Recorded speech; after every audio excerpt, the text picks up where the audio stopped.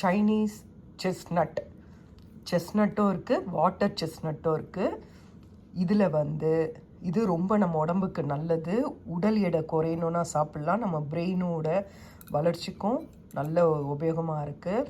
ஹார்ட்டுக்கும் நல்லது, டயாபெட்டிக்கும் நல்லது. நம்ம பிளட் சுகர் லெவலில் நல்ல லெவலாக வச்சுருக்கோம்.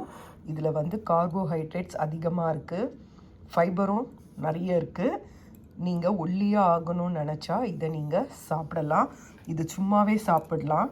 இது ரொம்ப பெரிய வேலையெல்லாமே கூட கிடையாது. ஆனால் இது முந்திரி பருப்பு மாதிரி ரொம்ப நல்லா இருக்கும்.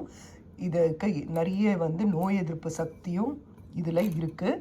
நீங்கள் குழந்தைங்களுக்கும் கொடுக்கலாம். இதை வேக வச்சு உப்பு மிளகுத்தூள் எல்லாம் போட்டு கலந்து மிளகாப்பொடியெலாம் போட்டும் சாப்பிட்லாம், இல்லை வெறுமனே சாப்பிட்லாம்.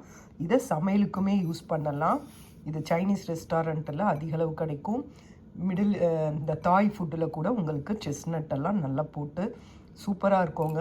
சாப்பிட்றதுக்கே உங்களுக்கு அருமையாக இருக்கும்.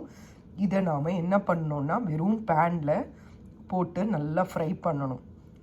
உங்களுக்கு இந்த ஸ்கின்னு வந்து கொஞ்சம் கலர் சேஞ்ச் ஆனோடனே இது அப்படியே உடச்சி எடுத்திங்கன்னா உள்ள பருப்பு கிடைக்கும். இது நல்லாயிருக்கும். வாங்க இது செஞ்சு பார்க்கலாம்.